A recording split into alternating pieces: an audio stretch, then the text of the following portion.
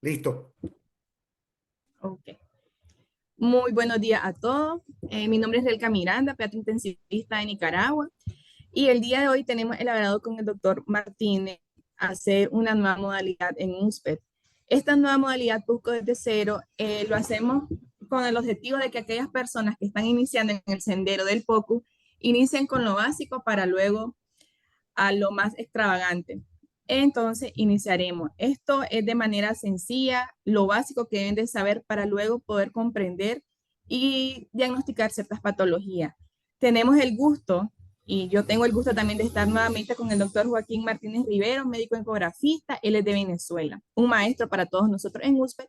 Y el tema, la modalidad que vamos a implementar es poco desde cero y se llama construcción ecográfica de imágenes físicas del ultrasonido. Un gusto, doctor Martínez. Muchísimas gracias, mi doctora. Un placer nuevamente estar con usted y bueno, un saludo a todos quienes nos acompañan este sábado. Como bien ha comentado la doctora Rielka, esta es una iniciativa que tenemos desde el Grupo de USPED Latinoamérica con la finalidad de, tal como su nombre lo expresa, empezar desde cero, ¿ok? Ir de lo más básico a lo más avanzado. Y bueno, para correr hay que aprender a caminar, como decimos acá en Venezuela. En el tema que nos trae el día de hoy, que es el de física de ultrasonido. Bueno, la física siempre es engorrosa, siempre es enredada. Uno muchas veces, o por lo menos yo lo pensaba cuando entré a estudiar medicina, yo dije, bueno, ya me voy a olvidar de las matemáticas. Y acá en Venezuela dan estadística en el primer año de medicina y bueno, me encontré con estadística el primer año. Luego uno ve lo importante que es la estadística y bueno, cuando nos orientamos a lo que es la parte de imágenes, nos conseguimos con la física. Así que sí, bueno, siempre vamos a estar en contacto con los números, por decirlo de alguna manera. Entonces, bueno, damos inicio. Como bien expresábamos hace unos escasos segundos, esta es la cara que uno muchas veces pone cuando toca hablar, cuando toca estudiar, cuando toca leer de física del ultrasonido. Sin embargo, a pesar de que es tedioso, a pesar de que uno se enreda, a pesar de que uno muchas veces tiene que volver a repasar después de un tiempo, es sumamente útil y es de vital importancia a la hora que estamos haciendo estudios ultrasonográficos, porque si nosotros no sabemos cómo se comporta la onda de ultrasonido ante ciertos tejidos, nosotros podemos confundir la naturaleza de una imagen, o en este caso en específico, la naturaleza de una lesión, y eso nos va a llevar, por supuesto, a un diagnóstico errado. Entonces, enos aquí. Por eso es que nos interesa lo que vamos a conversar el día de hoy. Entonces, iniciando las definiciones básicas de ultrasonido y la física del mismo como tal. Tenemos, por supuesto, el ultrasonido como un sonido con frecuencia mayor a la audible por el humano, con características físicas de onda. La frecuencia, que es el número de ciclos por unidad de tiempo, o ciclos sobre segundo, denominados hercios, que es con la unidad física con la que principalmente vamos a trabajar y es la que vamos a ver expresada en nuestros transductores. ¿Ok? Una unidad clínica, o en este caso la unidad ecosonográfica de mayor uso, son los megahertz, que es lo que siempre vamos a ver con los transductores. Y un megahertz no es más que un billón de hercios. ¿Ok? Tenemos la longitud de onda, que es el recorrido de un ciclo en un medio, y tenemos la amplitud, que es la altura máxima de esa onda, y la cual principalmente se traduce en la intensidad del sonido o de esa onda de sonido que está emanando del transductor y se mide en decibelios. Acá básicamente tenemos expresado o graficado los conceptos que hablamos previamente, como es el ciclo, la longitud de la onda y la amplitud de la onda, todo esto en su unidad de tiempo específica. Entonces, hablábamos de amplitud, ¿ok? Hablábamos de frecuencia. ¿Por qué es importante este detalle en específico en relación a nuestros transductores? Vamos a tener, y no nos vamos a detener mucho en esto, ya esto sería tema de otras ponencias o a discutir en otro sábado, pero ¿por qué es importante? Nosotros nos vamos a conseguir con multiplicidad de transductores y esos transductores van a tener frecuencias variables determinadas en megahercios.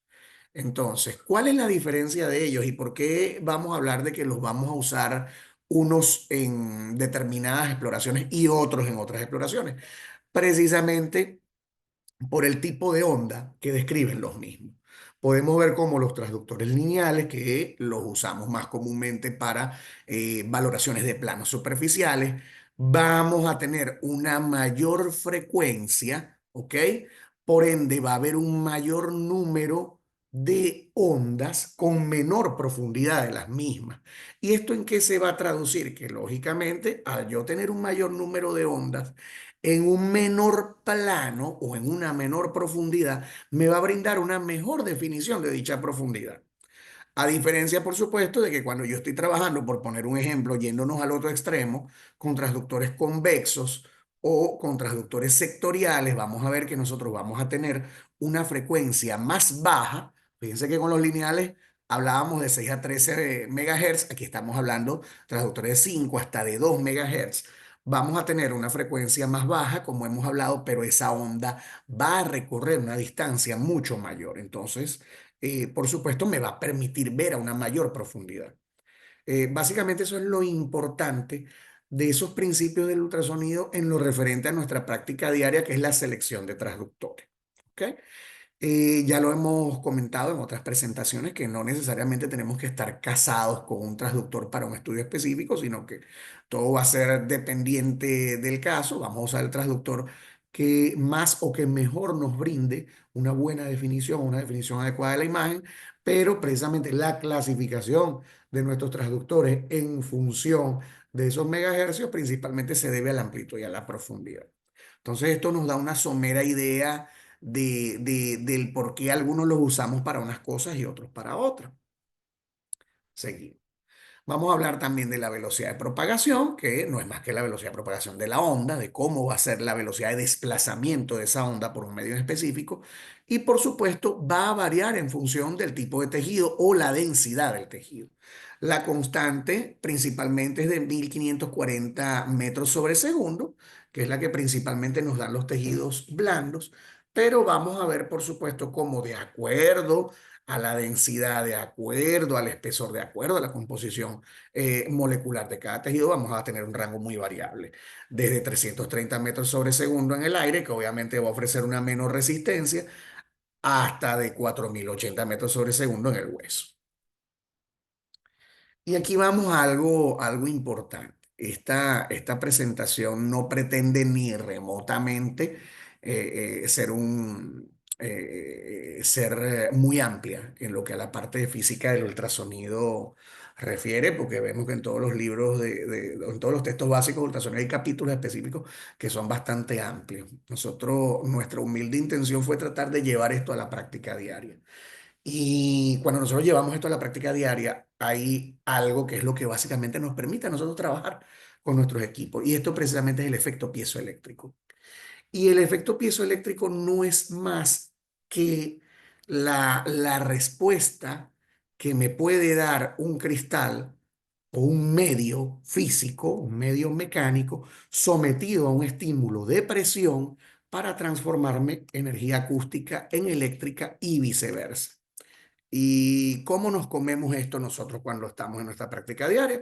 Es lo que precisamente va a ser esa unión o ese vínculo de lo que es nuestra unidad de ultrasonido, nuestro transductor y el medio donde lo estamos empleando. Entonces, ¿cómo nosotros obtenemos una imagen? Nosotros lo obtenemos a través de un efecto piezoeléctrico reverso. Esta es nuestra unidad. Ella va a emitir un estímulo eléctrico hacia el cristal y por fenómenos de compresión se va a emitir una onda acústica, una onda de ultrasonido del cristal al tejido. Entonces, bueno, esto ocurrió, esta onda fue al tejido, a nuestra área de interés, y ahora nosotros necesitamos traducir eso en una imagen, y ahí es cuando vuelve nuestro efecto piezoeléctrico. Pasamos de efecto piezoeléctrico reverso, electricidad hasta el cristal, y el cristal lo transforma en una onda de ultrasonido, al viceversa. Esto es que la onda de ultrasonido llega nuevamente al cristal y es transformada en un estímulo eléctrico que luego va a ser procesada por la unidad de nuestro traductor y se va a ver traducida o graficada en una imagen. Esto es un resumen de cómo se expresa. Vamos a lo mismo. Hubo un estímulo eléctrico a nuestro transductor. Nuestro transductor lo convirtió en una imagen sonora, en una onda de ultrasonido, perdón. Esa onda llega a nuestra área de interés. En este caso, estamos insonando imaginariamente un riñón. Esta onda vuelve del riñón al transductor, es transformada en un elemento eléctrico, pasa para ser procesada por la unidad de ultrasonido y me grafica esta imagen. Y bueno, esa es la magia de lo que nuestro equipo de ultrasonido hace todos los días y en lo que, bueno, uno cuando está haciendo un estudio, no menos que piensa en un efecto piezoeléctrico, ni un efecto piezoeléctrico inverso, pero fíjense cómo esto es lo que precisamente nos permite o nos salva el día y nos salva el día todos los días. Seguimos. Entonces, esto, vamos a lo mismo. Esto es exponer, esquematizando qué es lo que hace nuestro equipo. Nuestra unidad emite una onda eléctrica, un estímulo eléctrico. Ella interactúa con los cristales, hay fenómenos de compresión. Eso lo que hace es transformarla en una onda acústica, una onda de ultrasonido. Ella va al tejido. Una vez que nuevamente vuelve a nuestro transductor, pasa una retransformación de estímulo acústico a estímulo eléctrico, va a mi unidad procesa dicha información y me la grafica en una imagen. Entonces, esto va a ser el comportamiento de la onda de ultrasonido una vez que sale del transductor. Fíjense cómo ella va viajando a través de un tejido específico. Una vez que llega a una superficie, parte de la onda se va a reflejar y va a volver a nuestro transductor para ser procesada y expresada en una imagen, y otra parte de la onda va a seguir hacia el tejido subyacente. Entonces, en lo referente a las de ultrasonido hay varias cosas que decir. La primera de ellas, la reflexión, que es la llegada a una superficie reflectante o un tejido. Una parte va a reflejar, o sea, va a devolverse al transductor, como lo hablábamos en el ejemplo previo, y la otra va a seguir a la próxima interfase o al tejido subyacente o al plano más profundo. La refracción, que es la desviación del haz al interactuar con la superficie reflectante. La absorción, que es la pérdida de energía del haz al atravesar una superficie reflectante, y la atenuación, que es la pérdida de la energía del haz que va a estar condicionado por todos los fenómenos que hablamos previamente, como son la reflexión, la refracción y la absorción. Entonces, todos estos elementos que acabamos de nombrar son las que van a determinar el comportamiento del haz de ultrasonido con un tejido. Y aquí, bueno, los vemos ejemplificados en un gráfico. Uno muchas veces ve más las cosas con dibujos, o en mi caso particular, y creo que esto ilustra perfectamente los fenómenos de los que hablamos. Pues aquí tenemos el de fenómeno de reflexión, llega mi onda, choca o llega, baja la redundancia, a mi superficie reflectante y devuelve. Acá tenemos la refracción, como la onda llega a la superficie reflectante y desvía su energía. Acá tenemos el fenómeno de scattering o de fragmentación de la onda. La onda llega a una superficie reflectante y luego se dispersa en múltiples direcciones distintas. Y aquí tenemos el fenómeno de absorción. Llega a mi haz de ultrasonido a la superficie reflectante. Él va a pasar al plano subyacente, pero va a haber una importante pérdida de energía del mismo precisamente por el choque o la llegada a la superficie como tal. Seguimos entonces. Otro de los elementos a tomar en cuenta, la densidad del medio que estemos insonando. Acá tenemos un cilindro donde está un elemento de mayor densidad. Acá tenemos un cilindro donde hay un elemento de menor densidad. La densidad es expresada por la cantidad de partículas o de puntos negros que vemos allí. Fíjense cómo en un elemento de menor densidad, el haz de ultrasonido va a experimentar menor pérdida de energía, va a tener por ende un desplazamiento más rápido y esto muchas veces se va a expresar en una mejor definición de la imagen. Ahora, por el contrario, vemos cómo en la medida que hay un elemento de densidad mayor por la cual está atravesando el haz de ultrasonido, va a experimentar mayores fenómenos de atenuación, mayores fenómenos de dispersión, se va a ralentizar en el tiempo la propagación de la onda y esto puede traducirse muchas veces en una imagen de menor definición. Por supuesto, ya para lo que es la corrección de los fenómenos de interacción del haz de ultrasonido con los tejidos. Hay algo que se llama optimización de la imagen, es algo que trataríamos en otro sábado de ustedes. Esto básicamente lo que quiere es ilustrar el comportamiento del haz de ultrasonido de la onda ante densidades distintas. Resolución. La resolución es la capacidad para que dos puntos o interfaces próximas entre sí se representen como tales. Tenemos tres tipos de resoluciones. La resolución axial, que es la longitudinal al haz de ultrasonido. Tenemos la lateral, que es la perpendicular al haz de ultrasonido. Y tenemos la resolución dinámica, que es la resolución en movimiento y que me va a dar una integración tanto de resolución axial como de resolución lateral.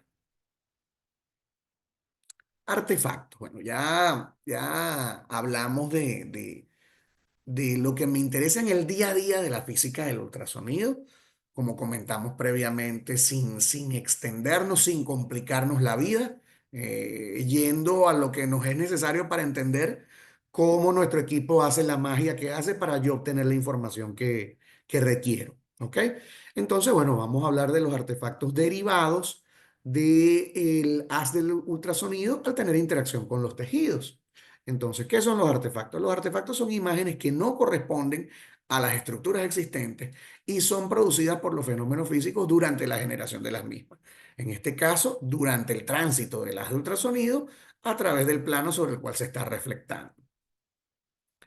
Tenemos, estos son los principales, ¿ok? Estos son los de nuestra práctica diaria. Tenemos la sombra acústica posterior, que es una zona sin ecos detrás de estructuras que reflejan todo el ultrasonido. Vamos a ver una pérdida de la energía del haz por una superficie altamente reflectante. Entonces, en este caso, tenemos la imagen estática por un lado, tenemos el video por el otro. Este es un cálculo en vejiga. Podemos ver cómo el haz incide sobre la superficie altamente reflectante, que en este caso es el cálculo, y va a haber una importante atenuación de la energía, lo cual prácticamente me debilita en extremo lo que es el haz para la valoración del plano subyacente. Entonces, ¿cómo se expresa esto? Como una zona negra detrás de la superficie altamente reflectante. Y esto es lo que se denomina sombra acústica posterior.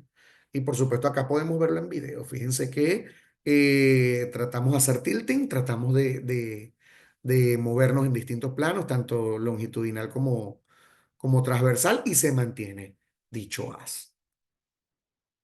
Tenemos el refuerzo acústico posterior, que en este caso es el aumento en la amplitud de los ecos al atravesar una estructura de baja densidad, en este caso los líquidos. Como lo vemos graficado, vamos a lo mismo. Imagen estática de un lado, imagen en movimiento otra. En este caso en específico, un quiste de colédoco. Acá podemos ver la continuidad del colédoco normal con la dilatación del mismo. Y fíjense el comportamiento del haz de ultrasonido acá en hígado a cuando yo me vengo a mi lesión específicamente. Fíjense cómo pasa ese haz de ultrasonido, la densidad es baja, entonces por ende hay una importante energía del mismo al proyectarse sobre la superficie reflectante subyacente. Y acá lo vemos en movimiento. Tenemos la reverberación tan importante, en este caso que gran parte del público de UPE Latinoamérica son intensivistas pediátricos, son cardiólogos pediatras, y bueno, los que no somos ninguno de esos somos enamorados del ultrasonido, que vemos mucho pulmón. Entonces, bueno, en pulmón la reverberación es el artefacto base. Entonces vamos a tener la repetición, la reverberación, que no es más que la repetición de ecos equidistantes tras reflejar una interfase reflectante y no ser captados por el transductor en su totalidad. Entonces, en cristiano, ¿cómo se expresa esto? Tengo una superficie altamente reflectante, la estoy señalando acá, en este caso es la pleura. Viene mi haz de ultrasonido y va a haber un reflejo, fíjense cómo refleja aquí, cómo refleja acá, ¿ok? Un reflejo equidistante de esa superficie altamente reflectante. En este caso en específico, esto fue un neumoperitoneo, paciente con una perforación intestinal por un cáncer colorectal. Y tenemos a su vez también la anisotropía, que es el cambio de cogenicidad o tono de acuerdo al ángulo de insonación del haz. Esto muy frecuente cuando se hace valoración musculoesquelética. En este caso, fíjense, aquí tenemos un tendón de Aquiles, no hay una insonación a 90 grados, entonces se ve más oscurito, ¿ok? Y cuando nosotros estamos insonando correctamente, estamos insonando 90 grados, tengo un tendón normal. De allí la importancia de no quedarnos con imágenes en un solo plano, mover la mano, suavizar la muñeca para que no nos engañe, para que no nos engañen las ondas, por decirlo de alguna manera. Una vez dicho todo lo mencionado, ¿cuáles son los términos elementales que debemos manejar? Como hablamos, para aprender a correr tenemos que caminar. Entonces, bueno, para poder hablar en ultrasonido de una lesión, describirla, compartirla, discutir el caso, necesitamos pues manejar el vocabulario ecosonográfico básico. Entonces, ¿qué es la ecogenicidad? La ecogenicidad es el tono en escala de grises, que es una estructura isoecogénica. Es una estructura con un tono similar al tejido que la rodea. O sea, de un tono de gris similar al tejido que está cerca de ella. Hiperecogénico es una estructura con una interfase más ecogénica, más brillante que el tejido que la rodea. Hipoecogénico es una estructura con una interfase de menor tono que el tejido que la rodea. Y anecogénico es una estructura completamente negra, hablando en escala de grises, que es precisamente porque no tiene interfaces reflectantes. Entonces acá vamos a expresar un ejemplo, nuevamente imagen estático, imagen dinámico, toda una vesícula biliar, una colecistitis aguda, y acá creo que tenemos todos los elementos que nos interesan para hablar de esas ecogenicidades. Entonces vamos a empezar por el cálculo, por este señor que estamos señalando justamente acá. Dice que esta es una estructura hiperecogénica en relación a todo lo que lo rodea, al tejido hepático y a la vesícula biliar. Este contenido de la vesícula biliar, todo esto negrito que está acá, es anecogénico. No hay ninguna interfase reflectante. Esto que nosotros vemos acá arriba que estamos señalando, en este caso es parénquima hepático. Bueno, esta es una estructura hipoecogénica. Vemos que la ecogenicidad es menor a las estructuras circunvecinas, que en este caso es el cálculo, que en este caso es la pared vesicular. Esto a modo de ilustrar en una imagen ese vocabulario ultrasonográfico que acabamos de comentar.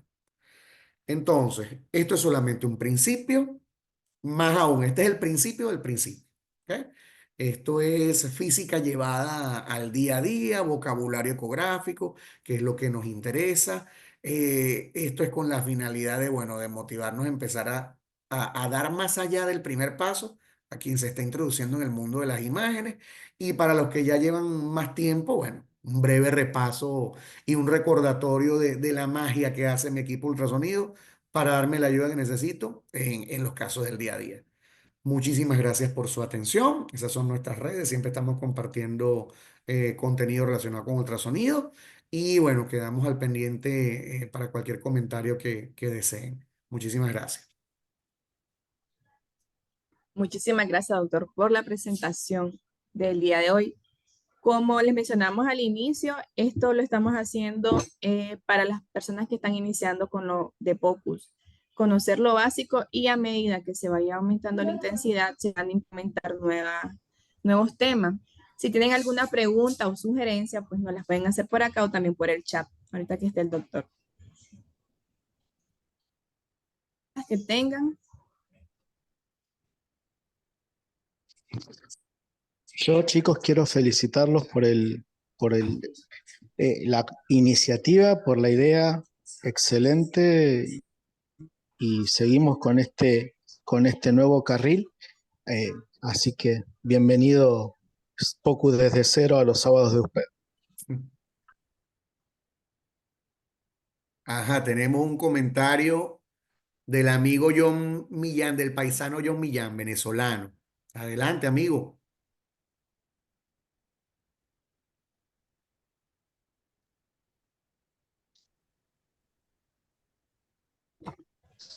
Saludos, muy buen día. Estoy haciendo una actividad buena que está iniciando. Esto se tiene que entender al pie de la letra, porque esto es lo que permite después ir al segundo paso, que es optimizar la imagen. así es. La física del ultrasonido a mí me permite entender con lo que es el fenómeno de reflexión, que el ultrasonido en modo B es ángulo dependiente, al igual que el Doppler color.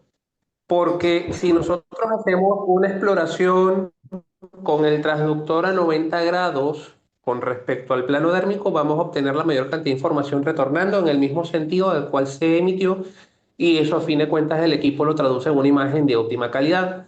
Ahora, si yo hago una insonación fuera de ese plano, es decir, en vez de 90 a 80, se va a producir refracción. Esa información se desvía en un camino diferente al original, es información que se pierde y es una imagen de muy mala calidad. Y a fin de cuentas eso se traduce en una imagen mal obtenida y mal interpretada. Y nos lleva también al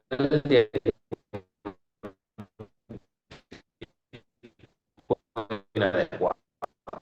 Entonces, algo que hay que tener mucho help de evitar la presencia de aire entre la inflación a 90 grados respecto al plano dérmico o respecto a largo al órgano o al territorio que se piensa estudiar. Esa es una de las cosas que con la práctica se van adquiriendo y se van puliendo, pero es algo a considerar en la práctica cotidiana.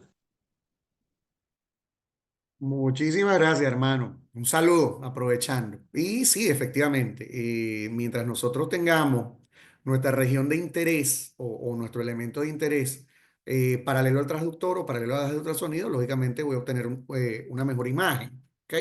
Está habiendo una menor interacción de elementos ajenos a lo que es el haz de ultrasonido con la región de interés. Por supuesto, van a haber oportunidades en las cuales no vamos a poder lograrlo debido a la localización de la estructura o de la lesión que queremos insonar, pero es algo que es bien importante a tomar en cuenta. Por supuesto, así como a su vez, cada vez que nosotros observemos un elemento, una lesión, un órgano, una región de interés, por supuesto, tengo que hacer varios cortes del mismo. ¿Ok? Si bien un solo plano me va a documentar, necesitamos toda la extensión de llámese lesión, órgano o región de interés que estamos insonando. Pero sí, muy bueno y bueno, reseñado en lo que es el comportamiento de las ondas que mencionamos previamente. Si alguien más tiene algún comentario por allí, algo que queramos agregar de de la maravillosa pero enredada física del ultrasonido.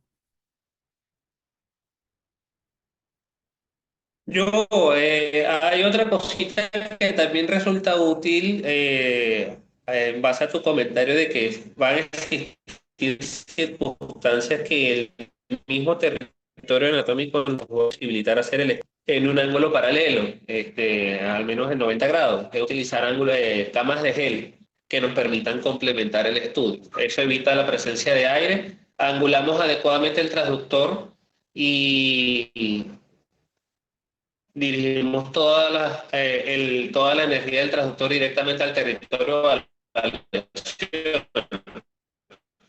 Eso se aplica sobre todo a territorios superficiales, lesiones de piel, o cuando estamos haciendo estudios de territorios vasculares en donde los reparos anatómicos no nos permiten hacer un ángulo de 90 grados. Las camas de gel como técnica nos van a ayudar a eso. Efectivamente, así es.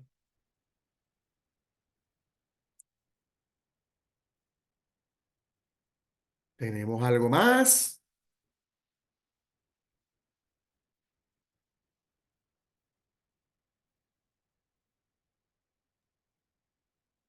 Bueno, creo que eso es todo por el día de hoy. Muchísimas gracias por los participantes y lo esperaremos en otro tema en Poco de Cero para seguir la continuidad de lo del día de hoy. Que tengan buen día a todos. Muchísimas gracias a todos y bueno, nos seguimos viendo los sábados de USP Latinoamérica.